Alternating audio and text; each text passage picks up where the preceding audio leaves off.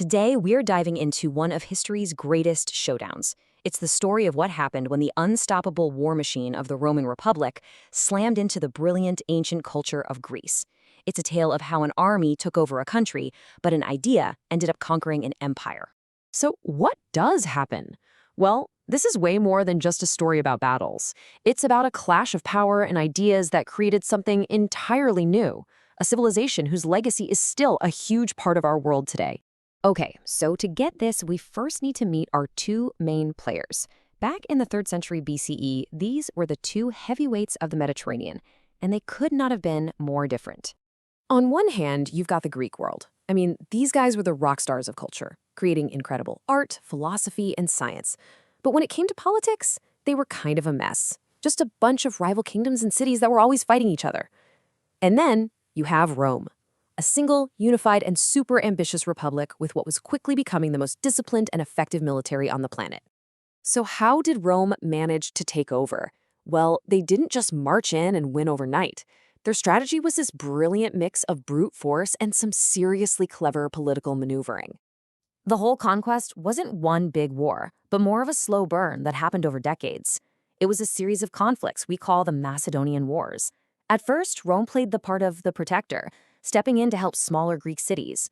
But with every single war, Rome just chipped away more and more at Greek independence. And this right here is where you can see Rome's political genius in action.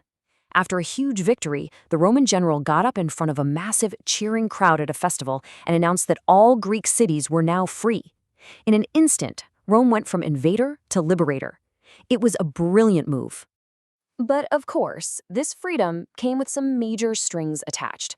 Sure, the Greeks could handle their own day-to-day business, but when it came to the big stuff, like declaring war or making treaties, everybody knew you had to get the okay from Rome. You were free as long as you did what Rome wanted.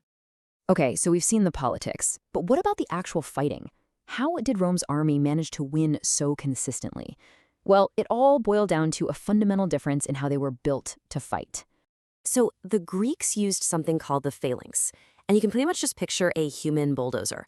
It was this super dense block of soldiers armed with these enormous 18-foot-long spears. As long as it was moving forward on flat ground, it was basically an unstoppable wall of death.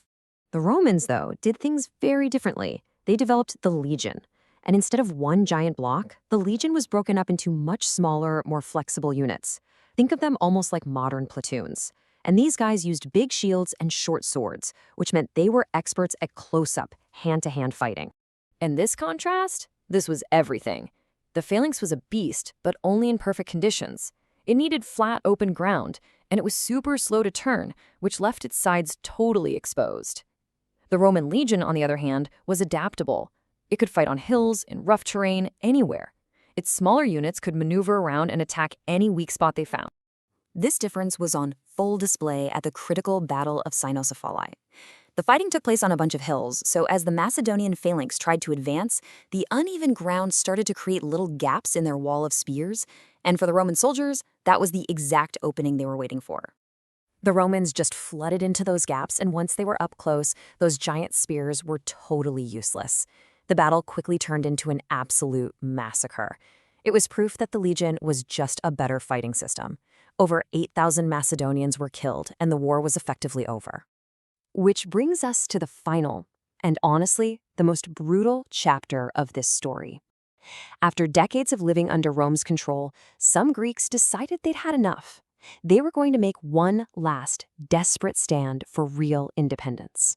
A group of Greek city-states called the Achaean League banded together and openly declared war on Rome. It was an incredibly brave move, but they completely underestimated who they were dealing with. And by this point, Rome was done playing nice. Rome's reaction was swift and absolutely merciless. Step 1, they sent a massive army. Step 2, the Greek forces were crushed, almost immediately. And then, step 3, the Roman Senate decided to make a terrifying example out of the city of Corinth, one of the richest and most famous cities in all of Greece. They didn't just defeat Corinth, they erased it. The city's treasures were looted, its buildings were torn down to the ground, the men were executed, and all the women and children were sold into slavery. The message to the rest of the Mediterranean was crystal clear. Do not cross Rome. Greek independence was over. But right here, this is where the story takes a fascinating twist. Just as the military conquest was ending, a completely different kind of conquest was just beginning. You see, Greece may have lost the war, but its culture was about to completely take over its conquerors. And hey, don't just take my word for it. The Romans themselves admitted it. This famous line from the poet Horace perfectly captures what was going on. The Romans, so proud of their military strength and their engineering, became totally fascinated by the art, philosophy, and literature of the people they had just conquered. And this fascination turned into a full-blown cultural takeover. If you were a wealthy Roman, you had to have Greek stuff. You hired Greek tutors to teach your kids, you filled your home with Greek art, you built your temples to look like Greek ones. Pretty soon, Greek became the language you had to know if you wanted to be seen as educated and sophisticated. So, in the end, Rome's victory didn't destroy Greek culture. It absorbed it. And then it broadcasted across its massive empire. This fusion of Greek ideas and Roman power created what we now call Greco-Roman civilization, and it became the bedrock for all of Western culture to come. Which leaves us with a pretty big question to think about. The Roman legions definitely conquered the land, but Greek ideas conquered the minds of the Romans.